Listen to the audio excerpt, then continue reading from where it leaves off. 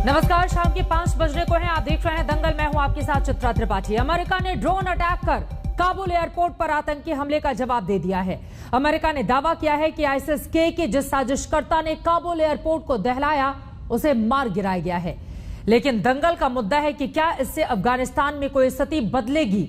America ने अपने 13 marine commandos की मौत पर कार्रवाई की है, लेकिन अफगानिस्तान को वो जिस हालात में छोड़कर जा रहा है उसका क्या।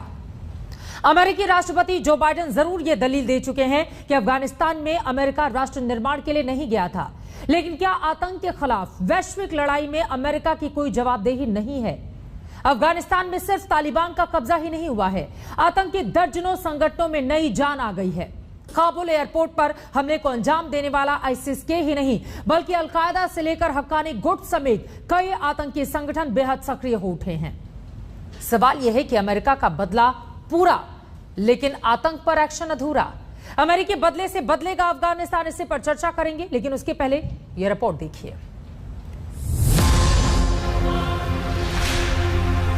काबुल एयरपोर्ट पर इस चीख पुकार का जवाब एयर स्ट्राइक से देने का दावा हुआ है, लेकिन क्या अफगानिस्तान में आतंक के दुस्साहस का हिसाब किताब हुआ। काबुल एयरपोर्ट पर धमाकों की जिम्मेदारी आईएसआईएस के खुरासान गुट ने ली थी। बम धमाकों के 30 घंटे के भीतर अफगानिस्तान के नांगरहार प्रांत में आईएसआईएस के ठिकानों पर अमेरिकी ड्रोन से बम बरसे। अमेरिकी सेंट्रल कमांड के प्रवक्ता बिल अर्बन ने बयान जारी किया कि अमेरिकी सेना ने आईएसआईएस खुरासान के प्लानर के खिलाफ over the horizon counter terrorism operation किया। अफगानिस्तान के नांगरहार में मानव रहित विमान से हवाई हमला किया गया। शुरुआती सूचना के मुताबिक टारगेट को उड़ा दिया गया है। अमेरिका जो ने कहा था कि इस काबुल एयरपोर्ट के जो धमाके हुए थे उसके बदला ले लेंगे। पहला इंफॉर्मेशन जो निगरार से वो तो ये है कि आईएसआईएस का जो सेंटर था निगरार में उस पर उन्होंने अटैक किया है और पहले इंफॉर्मेशन जो है कि उसके अटैक से बाद इस जो प्लानर था इस बम ब्लास्ट में काबुल एयरपोर्ट से वो मर चुके हैं, लेकिन ये बात कंफर्म नहीं है कि उसके साथ और भी कुछ लोग थे या नहीं। बेशक अमेरिका के नांगरहार प्रांत में 26 अगस्त के हमले के साजिशकर्ता को मारा गया होगा, लेकिन क्या इस जवाब में आतंक के खिलाफ अमेरिका का संकल्प वैसा ही है जैसा 9/11 के हमलों के बाद हुआ था। Those who carried out this attack, as well as anyone who wishes America harm, know this: we will not forgive. We will not forget. We will hunt you down and make you pay. Kabul airport धमाके में 182 अफगानी और 13 अमेरिकी marine commandos की जान गई। अमेरिकी सैनिकों की मौत का बदला अमेरिका को ही लेना था, लेकिन इससे आतंक के खिलाफ युद्ध का क्या होगा। अब तक अमेरिका 31 अगस्त की अपनी डेडलाइन तक अफगानिस्तान छोड़ने के फैसले पर बना हुआ, जबकि काबुल समेत पूरे अफगानिस्तान की स्थिति खतरनाक बनी हुई। काबुल एयरपोर्ट पर फिर आतंकी हमले की आशंका है। जिस तालिबान के हाथों में अफगानिस्तान छोड़ा जा रहा है उसने जरूर कुछ सकारात्मक बयान दिए, लेकिन करतूत जस की तस। काबुल से 200 किलोमीटर दूर जिस नांगरहार प्रांत पर अमेरिका को कार्रवाई करनी पड़ी वो 7000 से ज्यादा वर्ग किलोमीटर में फैला है। ये तालिबान और आईएसआईएस खुरासान का गढ़ है। काबुल से इज़्ज़तुल्लाह अहमद ज़ई के साथ आज तक ब्यूरो। हालात लगातार अफगानिस्तान के बदतर होते हुए चले जा रहे हैं। अब अमेरिका अपने मिशन को पूरा करेगा और उसके बाद वो अफगानिस्तान छोड़ देगा, लेकिन उसके बाद क्या।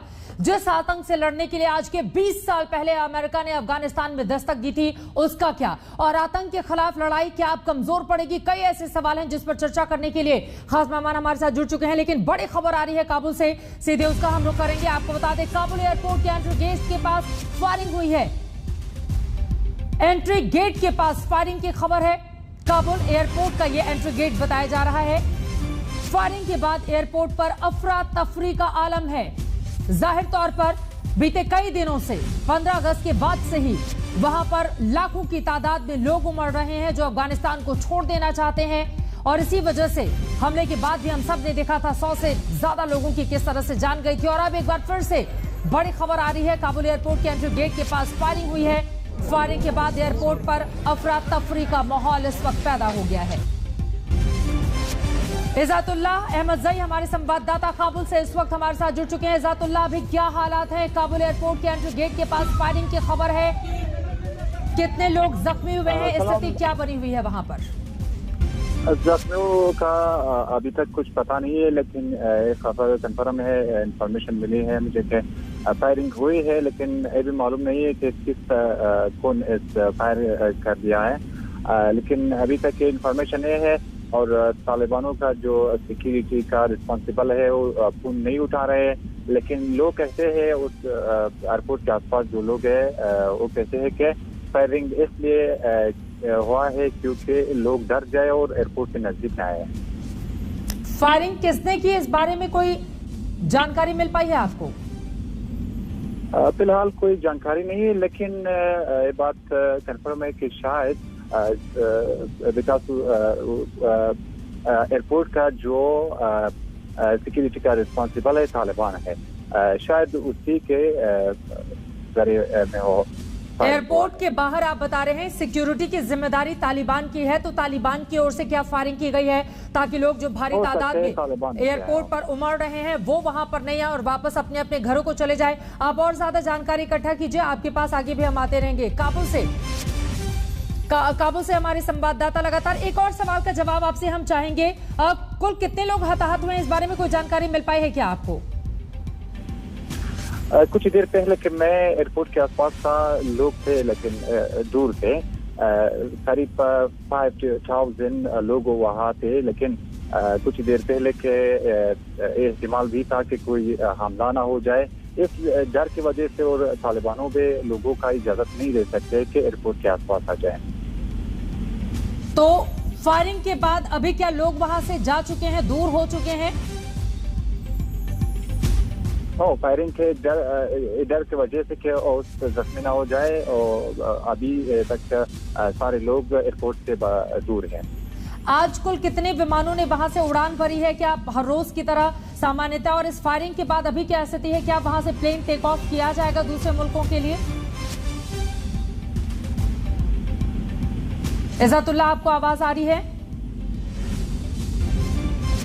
इज़ातुल्लाह अहमद जई हमारे संवाददाता काबुल से जानकारी दे रहे हैं, दोबारा उनके पास हम चलेंगे। फायरिंग के बाद एयरपोर्ट पर अफरा तफरी का माहौल है, आंसू गैस के गोले भी छोड़े गए हैं। काबुल एयरपोर्ट के एंट्री गेट के पास ये फायरिंग हुई है। आपको बताते चले कि काबुल एयरपोर्ट के भीतर की पूरी जिम्मेदारी नाटो सेना, अमेरिकी सेना, ये तमाम लोग संभाल रहे हैं, यानी कि पूरी जिम्मेदारी और जवाबदेही अमेरिका के खास तौर पर ज्यादा है। लेकिन काबुल एयरपोर्ट के बाहर की जिम्मेदारी सुरक्षा की तालिबान ने अपने हाथों में लेकर रखी है, और माना जा रहा है कि दरअसल वहां पर तालिबान की ओर से ये फायरिंग कराई जा सकती है ताकि लोग एयरपोर्ट पर नहीं आए, अपने घरों को वापस चले जाएं। ये तस्वीरें आपको दिखा रहे हैं, एक बार सुनते हैं।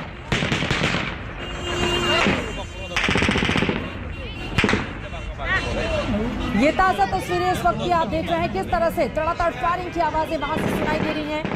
आंसू गैस के गोले भी छोड़े गए हैं, अफरा तफरी का आलम पैदा हो गया है काबुल एयरपोर्ट के ठीक बाहर।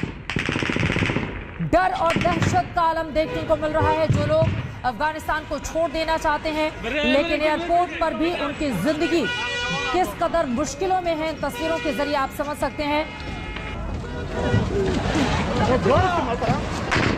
अभी आतंकी हमला हुआ ही था, उसके ठीक बाद जब 100 से ज्यादा लोगों की जान चली गई, फिर से वहां पर आतंकी हमले का अलर्ट है। इन सब के बीच फायरिंग हुई है। फायरिंग में क्या कोई हताहत भी हुआ है, इस बारे में अभी जानकारी नहीं मिल पाई है, लेकिन फायरिंग के बाद एयरपोर्ट के बाहर अफरा तफरी का माहौल किस कदर पैदा हो गया है, इन तस्वीरों के जरिए आप समझ सकते हैं।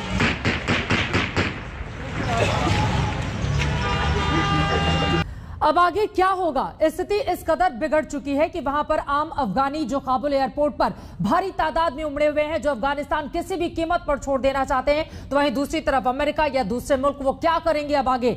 बहुत सारे ऐसे सवाल हैं जिनका जवाब तलाशने की हम कोशिश करते हैं, और हिंदुस्तान के मद्देनजर स्थिति क्या बताती है और आगे किस तरह के एहतियात हमें बरते जाने की जरूरत है, इसी पर चर्चा करने के लिए कई मेहमान जुड़ चुके हैं। उनका तारुफ आपसे करवा देती हूं। भारतीय जनता पार्टी के राष्ट्रीय प्रवक्ता गौरव भाटिया जी हमारे साथ जुड़ चुके हैं। Major general retired GD Bakshi ji इस वक्त हमारे साथ रक्षा विशेषज्ञ हैं। गुरजीत सिंह पूर्व राजनयिक हमारे साथ लाइव जुड़ चुके हैं। अब्दुल समद याकूब जो कि प्रवक्ता हैं पीटीआई के, वो पाकिस्तान से हमारे साथ जुड़े हुए हैं। मुस्कान भारत में रह रही अफगानी नागरिक हैं, वो भी हमारे साथ इस वक्त जुड़ चुकी हैं। लेकिन सबसे पहले मैं गुरजीत सिंह जी आपका ही रुख करते हुए, चूंकि इस वक्त भी वहां से फायरिंग की खबरें सामने आ रही हैं और कहा जा रहा है कि दरअसल तालिबान की ओर से ये फायरिंग कराई जा सकती है ताकि लोग एयरपोर्ट के पास नहीं आए, वो अपने अपने घरों को वापस लौट जाएं। आप किस तरह की स्थिति वहां पर इस वक्त बनते हुए देख रहे हैं, जिस तरह की तस्वीरें अफगानिस्तान से काबुल से सामने आ रही हैं? अगर तो ये फायरिंग हुई है उसके बाद आंसू गैस के गोले चले हैं तो ये फिर टेररिस्ट अटैक नहीं है, ये तो कोई नियंत्रण करने की कोशिश की जा रही है। लेकिन उसमें अजीब चीज ये है कि तालिबान टेररिस्ट भी है और तालिबान नियंत्रण भी करना चाह रहा है उस इलाके पर। ये दोनों रोल तालिबान को कौन सा भाता है ये देखना पड़ेगा। सबसे बेहतर नियंत्रण तो ये होता कि अगर तालिबान अपने लोगों को दिलासा देता कि अफगानिस्तान में वो सुरक्षित है, भागने की जरूरत नहीं है, लेकिन उनकी बात तो कोई सुन नहीं रहा है। लोग अभी भी भागना चाहते हैं, जो स्थिति इतनी गंभीर है फिर भी वो एयरपोर्ट पे जा रहे हैं, टेररिस्ट अटैक के भी जा रहे हैं। तो इसलिए ये बहुत जरूरी है कि तालिबान जो अपना बोलने का तरीका है वो बदले और अपनी जो ग्राउंड एक्टिविटी है उसको बदले और एक आतंकवादी से एक लोकतांत्रिक शक्ति बनने की कोशिश करे। वो तो कोशिश कर ही नहीं रहा और अपने लोगों पे गोलियां बरसाई जा रहा है। वो जिस तरह की बातें करता है उस तरह का काम वो बिल्कुल नहीं करता है, और तालिबान की जिस तरह की स्थिति रही है उस पर भरोसा भी कितना किया जाए ये अपने आप में बड़ा सवाल है। क्योंकि अमेरिका की ओर से यही कहा गया गुरजीत जी की जो वादा, जो प्रोमिसेस उसकी ओर से किए गए थे वो नहीं निभाए गए। सीधे मैं आपका रुख करते हुए गौरव भाटिया जी, चूंकि हमारे बहुत सारे भारतीय अभी वहां पर फंसे हुए हैं, उनको निकालने के लिए सरकार की ओर से कैसे कदम आगे तेजी से बढ़ाए जा रहे हैं, क्योंकि उनको निकालने के बाद ही भारत सरकार ये तय करेगी कि तालिबान से किस तरह का रिश्ता रखना है, इसके बारे में ऐलान किया जाएगा। तो अभी इसको लेकर किस तरह की जानकारी देंगे हमारे दर्शकों को आप? चित्रा जी, आपने बिल्कुल सही कहा कि भारत सरकार की सबसे बड़ी प्राथमिकता इस वक्त सभी भारतीयों को सुरक्षित भारत लाना है जी। और वाकई स्थिति वहां जटिल है, लेकिन भारत की इच्छा शक्ति, मजबूत नेतृत्व और हमारे जो दोस्त देश हैं उनके साथ जो संपर्क साधा गया है, हो सकता है हर बात हम लोग यहाँ टीवी चैनल पे नहीं कह पाए, लेकिन उसी का परिणाम है कि जब अफगानिस्तान में स्थिति खराब हुई, ये 14-15 अगस्त की बात है, एक दिन के अंदर हमारा जो मिशन था देवी शक्ति, उसकी शुरुआत 16 अगस्त को करी गई और करीब 650 ऐसे लोग हैं जिनको वहां से रेस्क्यू किया गया है। 6 फ्लाइट चलाई गई हैं और आगे भी इसको जारी रखते हम लोग ये सुनिश्चित करेंगे कि हर भारतीय को वापस लाएं। और एक बात आपके चैनल पे जरूर बता दूं, कुछ ऐसे देश जरूर हैं विश्व में जिनकी पहचान ही आतंकवाद है, लेकिन भारत का जो मजबूत नेतृत्व आज है और हमारे जो दोस्त देशों की संख्या है उनके साथ संपर्क साधा जा रहा है। आपको अभी ज्ञात होगा प्रधानमंत्री जी ने व्लादिमीर पुतिन जी से बातचीत करी थी, हमारे विदेश मंत्री डॉक्टर एस जयशंकर जी ने ईरान की विजिट करी, और आज मुझे कहते हुए ये कहीं ना कहीं संतोष है कि चाहे वो रूस हो, चाहे ईरान हो और भी देश हो, ये भारत की मदद कर रहे हैं और उस मदद से हम सुनिश्चित करेंगे कि भारत के नागरिक वापस आए। लेकिन दूसरी तरफ मैं एक बात जरूर उठाना चाहूंगा, आपके चैनल पे भी कल 6 बजे का मैंने कार्यक्रम देखा था, जिस तरह से पाकिस्तान के नागरिक, पूर्व मेयर थे कराची के, बेनकाब कर रहे थे पाकिस्तान को। आज हमें सोचना होगा कि क्वाड है जिसमें भारत के साथ कौन खड़ा है, अमेरिका, ऑस्ट्रेलिया, जापान, एक क्वाड पाकिस्तान का भी है, इसमें Taliban, ISIS, al Qaeda, Haqqani network, ये पाकिस्तान के साथ खड़े हैं। ये अपनी अपनी शख्सियत होती है, विश्व को सही दिशा भारत देता है और आतंकवाद की जननी कोई है तो वो पाकिस्तान है। पाकिस्तान के साथ सिर्फ खड़े नहीं हैं, असली जननी तो वही है, क्योंकि जितने भी डिफेंस एक्सपर्ट हैं बड़े, वो यही मानते हैं। अब अब्दुल समद याकूब जी, इस वक्त जिस तरह की स्थिति काबुल के भीतर पैदा हुई है, पाकिस्तानी हुक्मरानों को उससे कोई फर्क पड़ता है या नहीं पड़ता? देखिए, ले दे के आपको या भाटिया साहब को सिर्फ पाकिस्तान ही नजर आता है। बड़ा अफसोस होता है कि जब आप सिर्फ और सिर्फ, क्योंकि आप इतनी जुर्रत होनी चाहिए, इतना तो दम होना चाहिए कि अमेरिका को ब्लेम करें कि जो अमेरिका 20 साल पहले यहाँ पे आया दहशतगर्दी, वॉर अगेंस्ट टेरर के अगेंस्ट, और 20 साल दुनिया को दहशतगर्दी प्लस का तोहफा दे के जा रहा है, यानी टेररिज्म प्लस। एडवांस किस्म की टेररिज्म। अलकायदा से लड़ने आया था और दे के जा रहा है आईएसएस के, यानी कि पहले दुनिया फिर 9/11 के वक्त भी महफूज थी, इराक भी महफूज था, वहां पे भी कुछ इस तरह से नहीं था, लेकिन वेपन ऑफ मास डिस्ट्रक्शन के लिए वो आया और वहां पे आके क्या किया उसने, यानी कि आज की दुनिया और आज से 20 साल की दुनिया, यानी इस 20 साल में मुंबई अटैक्स भी हुए, तो इसने तो आप जरा थोड़ी सी पाकिस्तान में सब लोग मानते हैं कि अमेरिका ही दोषी है। मैं लौटूंगी उसके पास इस सवाल पर, क्योंकि अमेरिका ने बदले की कार्रवाई भी की है, लेकिन आप अपनी जमीन का इस्तेमाल आतंक के लिए क्यों करने देते हैं? सब लोग ये मानते हैं कि दरअसल असली जननी तो आतंकवाद की पाकिस्तान के भीतर है, उसको खत्म किए बगैर अमेरिका वापसी कैसे कर सकता है? आप अपनी धरती का इस्तेमाल क्यों करते हैं? और जो लोग मारे गए हैं, क्या आपको जरा भी उनके साथ संवेदनशीलता है या नहीं है?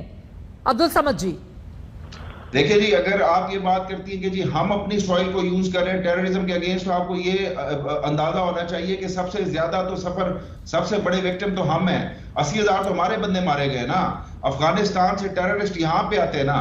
आप तो बॉर्डर शेयर नहीं करते। इंडिया तो टेररिज्म से इतना सफर नहीं कर रहा। आपके यहाँ तो जो भी अगर हो रहा है वो कश्मीर के ऊपर हो रहा है, या आप में इन 20 सालों में 2-3 अटैक्स हो गए। इंडिया ने कंट्रोल किया है आपके ऊपर, आतंकवादियों के ऊपर, तब यह स्थिति बनी हुई है।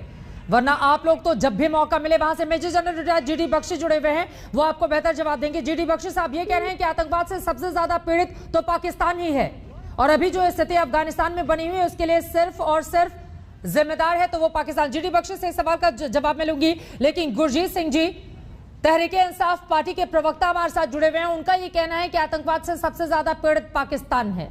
इस पर क्या कहेंगे आप? मैं आपको सिर्फ ये कहना चाहता हूं कि इन हालात में जब भारत अफगानिस्तान से अपने नागरिक बाहर निकाल रहा है, उसको पाकिस्तान की एयर स्पेस यूज करने नहीं दी जा रही है, हम दूसरी तरफ से लौट रहे हैं।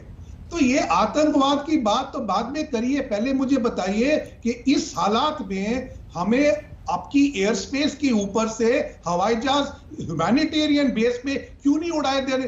और जहां रही आपकी बात आतंकवाद की, दुनिया जानता है कि आतंकवाद का गढ़ तो पाकिस्तान है। अब ये हमसे और क्या सुनना चाहते हैं?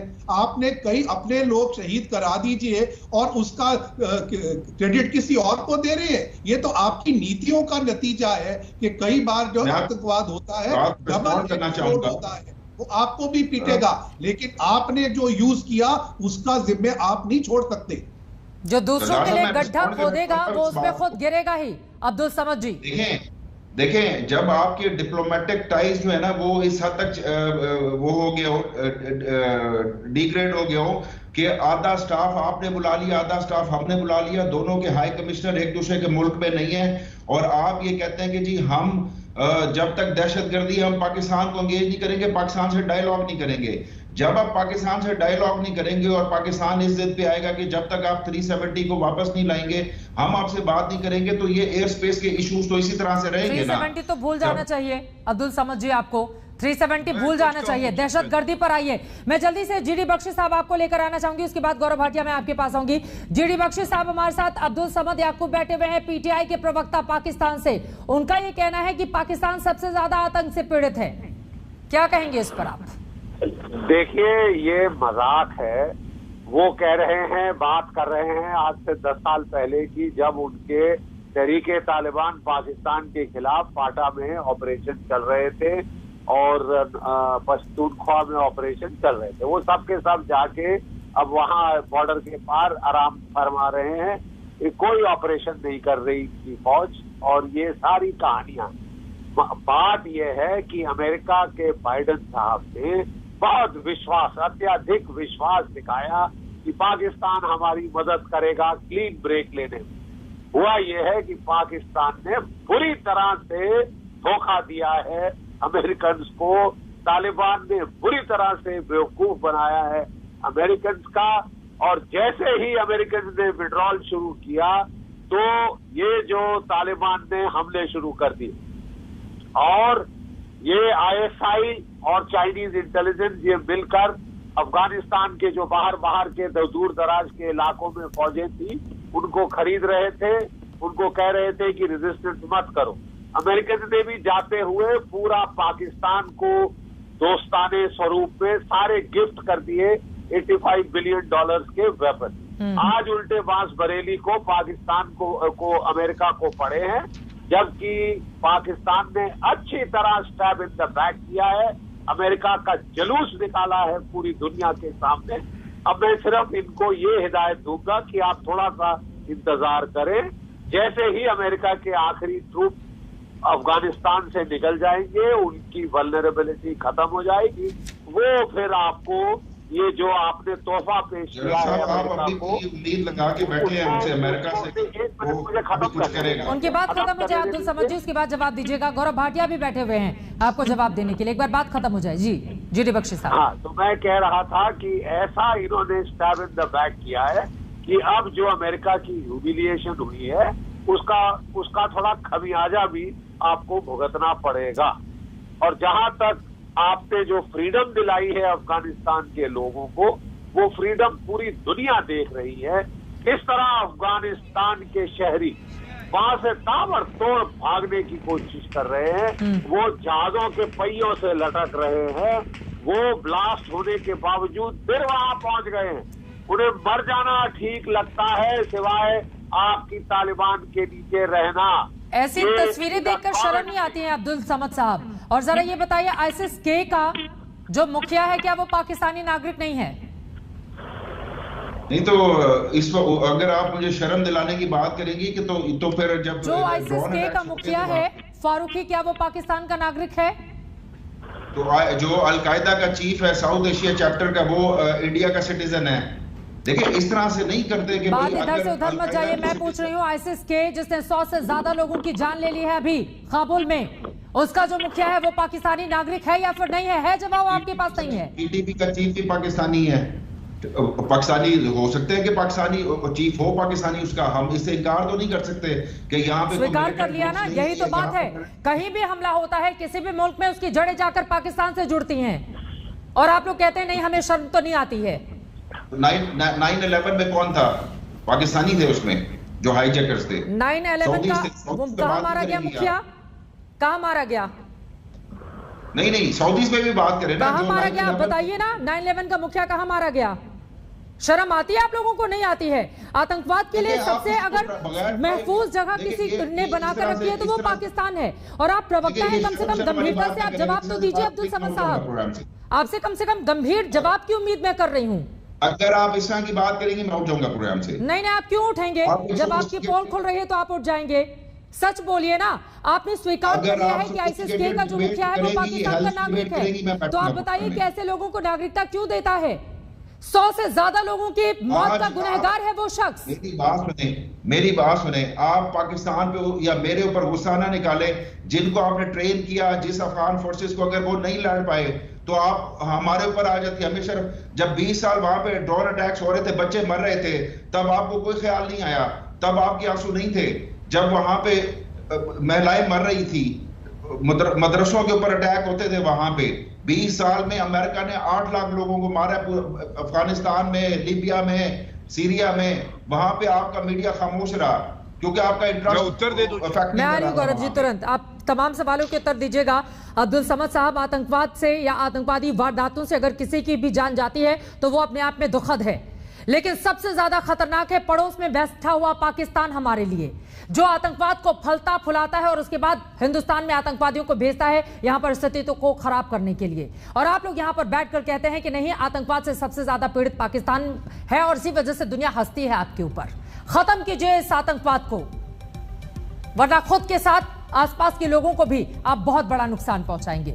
एक छोटे से ब्रेक के बाद हम फौरन लौटेंगे, लेकिन सबक क्या दिया जाए यह अपने आप में बड़ा सवाल है। और अमेरिका की ओर से जिस तरह से बदले की कार्रवाई की गई है यहां तक तो ठीक है, लेकिन अब आगे क्या, यहीं से चर्चा में आगे बढ़ेंगे। एक छोटे से ब्रेक के बाद हम फौरन लौट रहे हैं, कहीं जाएगा मत, आप देखते रहिए आज तक।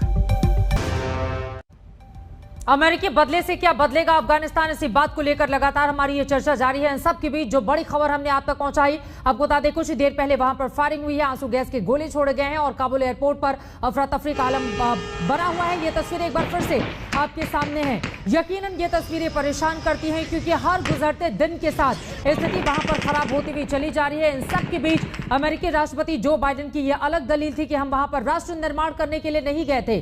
तो सवाल यह है कि आतंक के खिलाफ जो लड़ाई इतने इतने दिनों से लड़ी जा रही है, क्या अमेरिका की अब उसमें कोई भूमिका नहीं रहेगी? आतंकवाद के खिलाफ जो लड़ाई सब लड़ रहे हैं, उसको कमजोर करने में किसका हाथ है? क्योंकि अब अफगानिस्तान में आईएसआईएस के साथ ये हक्कानी ग्रुप, अलकायदा, ये सब सक्रिय हो चुके हैं। गौरव भाटिया जी, सीधे आपका रुख करते हुए, और हमारे साथ अफगानी नागरिक भी इस वक्त जुड़ चुकी हैं, हिंदुस्तान से उनका रुख करूंगी मैं मुस्कान का। लेकिन गौरव भाटिया जी, आप जवाब दीजिए अब्दुल समद साहब का। वो कह रहे हैं कि हम तो खुद ही पीड़ित हैं और हम हिंदुस्तान से तब बात करेंगे जब 370 हटेगा। क्या है जवाब इस पर आपका? अब्दुल जी, देखिए मैं आपको कुछ बताता हूं। चित्रा जी, आपने एक शर्म शब्द का इस्तेमाल किया और आपने कहा शर्म तो नहीं आती। जब किसी से पूरी शर्म निचोड़ी गई और जो हैवान तैयार हुआ तो वो पाकिस्तान है। और मैं इनसे इतना ही कहूंगा, आप कह रहे हैं आप प्रताड़ित हैं, 2-3 बातें आपको बताता हूं और आप सुनिए। इमरान खान ने जब तालिबान रूल की शुरुआत हुई तो कहा तालिबान ने तोड़ी हैं गुलामी की जंजीरें। क्या संदेश पाकिस्तान देना चाह रहा है? क्या यह सच नहीं है कि ओसामा को शहीद बता दिया था इमरान खान ने? क्या यह सत्य नहीं है कि इमरान खान ने कहा कि 40,000 आतंकवादी पाकिस्तान की धरती पर हैं? और आप मुझे यह बताइए, पूरा विश्व ऐसा क्यों सोचता है कि पाकिस्तान की टेरर फैक्ट्री में से इधर से नागरिक जाएगा, उधर से आतंकवादी ही निकलेगा, कुछ और नहीं निकलेगा? जो चिंगारी अब्दुल जी आप लगा रहे हैं ना इस दाना बारूद में, वो सबसे पहले अगर फटेगी तो पाकिस्तान पे फटेगी, फाड़ेगी तो पाकिस्तान को फाड़ेगी। इसीलिए बार बार आपसे कह रहे हैं कि आत्मचिंतन करिए। और अनुच्छेद 370 की जो अब आप बात करते हैं, कश्मीर भारत का अभिन्न अंग है, अनुच्छेद 370 हटाया, ये भारत की ताकत है, श्री नरेंद्र मोदी जी की ताकत है। आपको कैसा लगेगा अब्दुल जी अगर मैं आपसे कहूं कि आप पंथ निरपेक्ष देश हो जाइए? आप क्यों इस्लामिक मुल्क है? हम आपको बताएं, आपके यहाँ गधे बेचे जाते हैं कि इमरान खान की गाड़ी का पेट्रोल भरे। हम आपको कहें कि गधे कम बेचो या ज्यादा बेचो, हम नहीं बताएंगे, वो आपका अंदरूनी मामला है। आप गधों को बेच के अपनी इकोनॉमी चलाइए। इसलिए भारत के अंदरूनी मामलों में हस्तक्षेप मत करिए। लेकिन पूरा विश्व जानता है आतंकिस्तान कहीं है तो वो पाकिस्तान है, और इसकी चिंता आपको करनी चाहिए। इमरान खान के वक्तव्य पे अगर आज आप कुछ बोले तो आप बताइएगा। अब्दुल समद जी, जवाब दीजिए। बात कह के बिल्कुल एक अंत करूंगा। देखिए, इंसानियत और हैवानियत, आपने हैवानियत, मैं एक बात और कह दूं, 10 सेकेंड फिर आप बोल लीजिएगा अब्दुल जी। हैवानियत और इंसानियत का फर्क आपको बताता हूं। आपने हैवानियत ही फैलाई है, पुलवामा के हमले की जिम्मेदारी आपके सांसद ने ली, और इंसानियत ये होती है पेशावर में स्कूली बच्चों पे बॉम्ब ब्लास्ट हुआ, वो मारे गए, आंखें नम हुई भारत में। ये है इंसानियत भारत की, ये कभी मत भूलिए। अब्दुल समद जी, जवाब दीजिए। और कश्मीर तो आप लोग भूल ही जाइए, ये जो कश्मीर का चश्मा पहनकर आप लोग हर रोज बैठते हैं ना, उसको आप उतारिए, आगे बढ़िए उससे, और आतंकवाद को खत्म करने में दुनिया की और हिंदुस्तान की मदद कीजिए। जब आप बगैर एक ही सांस में जब आप पाकिस्तान के ऊपर मतलब आपको एक प्रवक्ता है रूलिंग पार्टी के, और अगर आप ही इस तरह की लैंग्वेज इस्तेमाल करेंगे तो फिर आप अपने पैनलिस्ट को कहें कि पाकिस्तान से एयर स्पेस की रिक्वेस्ट ना करें। और अगर आपको इमरान खान बुरा लगता है तो इमरान खान ने कहा है 40,000 आतंकवादी हैं, मैंने नहीं कहा। अब्दुल जी, आप इसको उत्तर दीजिए। मैं नहीं बोला, मैंने आपको पूरा मौका दिया, इंटरप्ट नहीं किया। ठीक है। अगर आपको पाकिस्तान से इतना ही मसला है तो जो आपका डिप्लोमेटिक स्टाफ बाकी बचा है वो आप बुला ले, हमारा वापस भेज दे, क्योंकि आप एक तरफ तो फिर देखिए, मेरी बात पूरी होने दे। आपका चाइना के साथ कॉन्फ्लिक्ट है, आप फिर जाते हैं उनके साथ ट्रेड बढ़ाने के लिए। हम में क्षमता है, हम अपने दमखम पे खड़े हैं, चीन की बैसाखियों पे थोड़ी ना दौड़ रहे हैं, अपनी टांगों पे दौड़ रहे हैं, उसमें दमखम। तो आप लोग हैं ना अब्दुल समद साहब, जरा उससे बाहर निकलिए ना। आतंकवाद के मुद्दे पर हमने बुलाया है आपको चर्चा करने के लिए, या आतंकवाद के मुद्दे से हमेशा भाग क्यों जाते हैं आप लोग? आतंकवाद के मुद्दे पर जब चर्चा होती है तो आप लोग अपना पीछा छुड़ाने की कोशिश क्यों करते हैं? अब्दुल समद साहब, इस बात को क्यों नहीं स्वीकार करते कि पाकिस्तान में स्थिति है इस तरह की? आप लोग आतंकवादी गुटों को कहते हैं कि सामाजिक संगठन है वो। अच्छा, अब इन्होंने बात की, देखिए मैं पहले इनको रिस्पॉन्ड कर दूं। प्राइम मिनिस्टर ने कहा कि जी उसामा बिन लादेन शहीद है, मैं शहीद कहता हूं, मैं आपके प्रोग्राम में भी शहीद कह रहा हूं। मैं कहता हूं कि एक ऐसा शख्स जिसको बगैर ट्रायल के आपने कत्ल कर दिया, असैसिनेट कर दिया, जबकि आप उसको पकड़ सकते थे, आप उसको फिर जब तालिबान मांग रहे थे, बताइए ना, दे देते अमेरिका को, ट्रायल हो जाता, तब आपके पास कोई एविडेंस नहीं था। जैसे आपने दाऊद इब्राहिम को छुपाया, हफीज सैयद यूनाइटेड नेशंस का डेजिग्नेटेड टेररिस्ट आपने छुपा के रखा हुआ है, नौटंकी करते हैं कि जेल में डाला है, और अंदर 72 हुरे छोड़िए, पता नहीं 108 हुरे वहां मिल रही है। भाटिया साहब सुने, गुलबदीन हिकमत यार जो था ना, वो भी डेजिग्नेटेड टेररिस्ट था, जिसने ओसामा बिन लादेन को तोरा बोरा से निकालने में सेफ पैसेज दिया। ये सारे डेजिग्नेटेड टेररिस्ट किए पाकिस्तान में क्यों मिलते हैं, आप ये बताइए ना।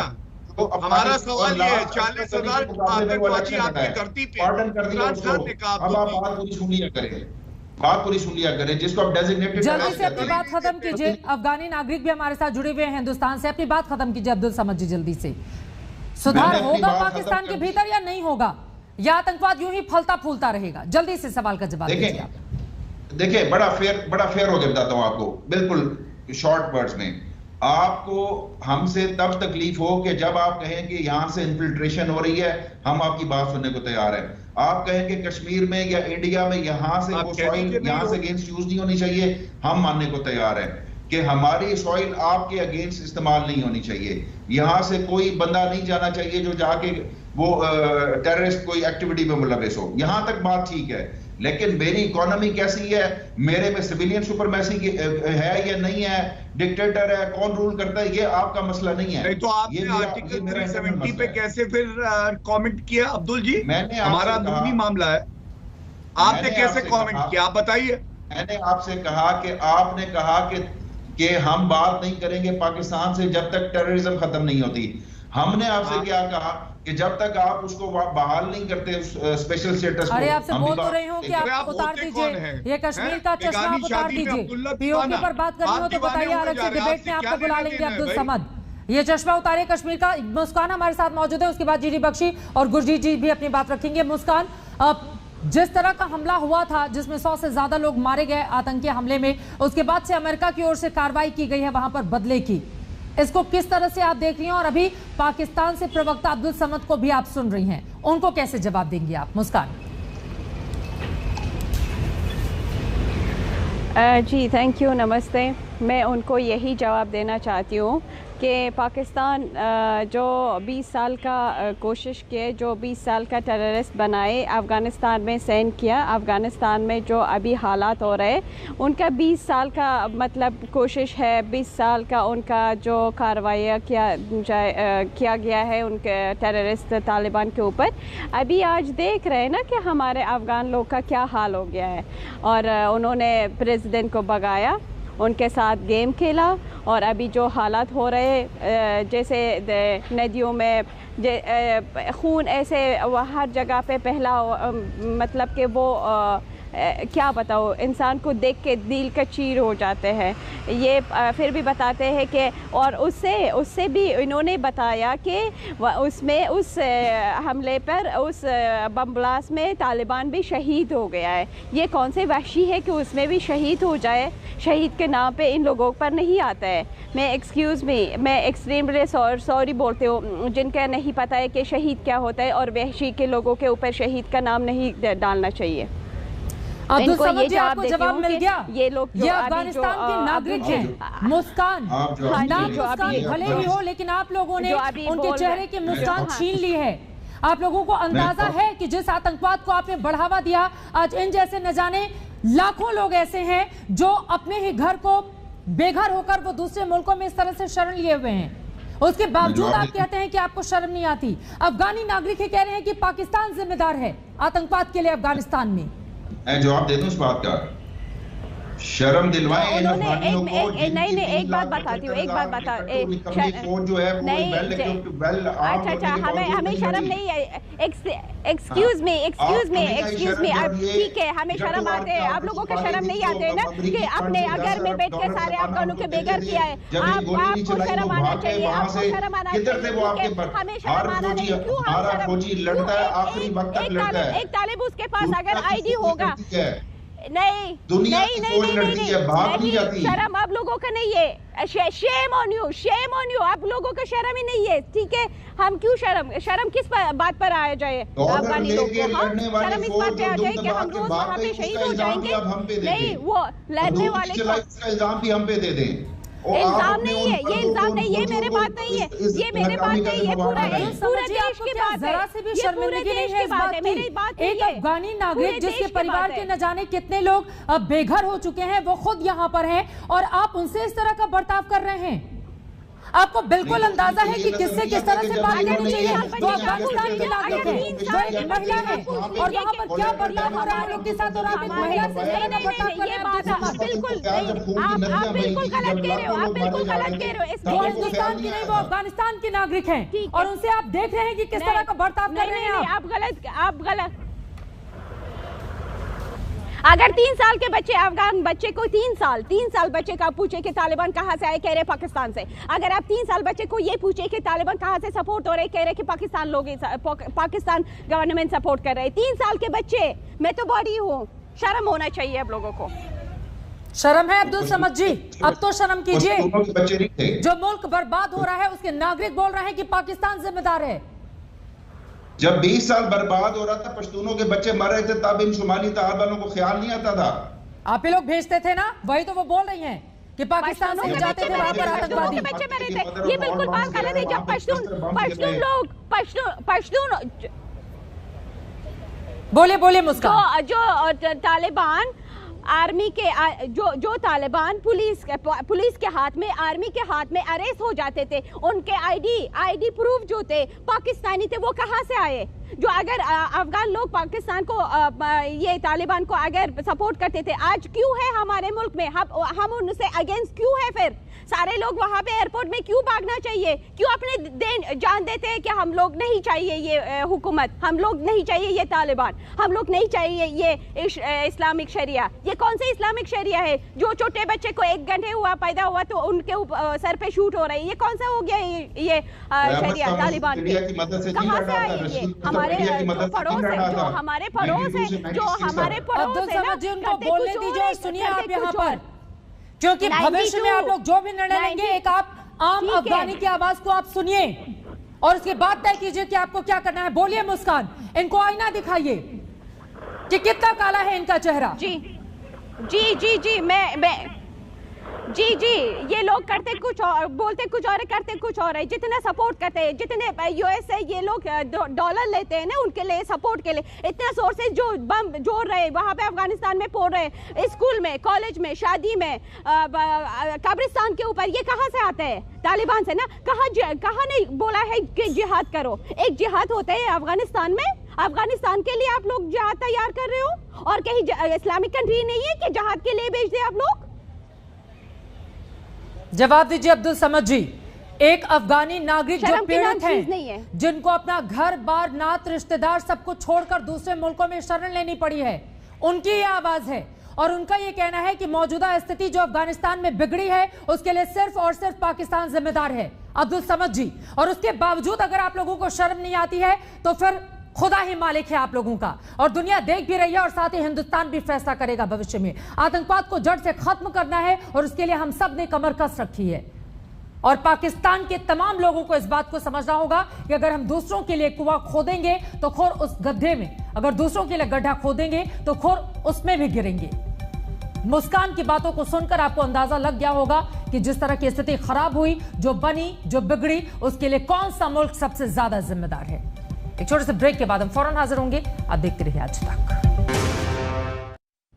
आतंकी हमले का जवाब देते हुए अमेरिका की ओर से बदला तो ले लिया गया, लेकिन बड़ा सवाल यह है अफगानिस्तान में जो लोग फंसे हुए हैं उनका क्या होगा। आतंक के खिलाफ लड़ाई जो बीते 20 सालों से लगातार जारी थी, अब उसका क्या होगा। अमेरिका की ओर से कहा गया है कि कोई लोकतांत्रिक सरकार की स्थापना करने के लिए हम नहीं गए थे अफगानिस्तान में, लेकिन जिस तरह की बदतर स्थिति वहां पर पैदा हो चुकी है, उन आम अफगानी नागरिकों का क्या होगा। बहुत सारे सवाल ऐसे हैं जो इस वक्त दम तोड़ रहे हैं और उसका जवाब किसी के पास नहीं। इस खबर पर लगातार रहेगी आज तक की नजर। दंगल में अभी के लिए बस इतना ही। देश और दुनिया की बाकी खबरों के लिए आप देखते रहिए आज तक।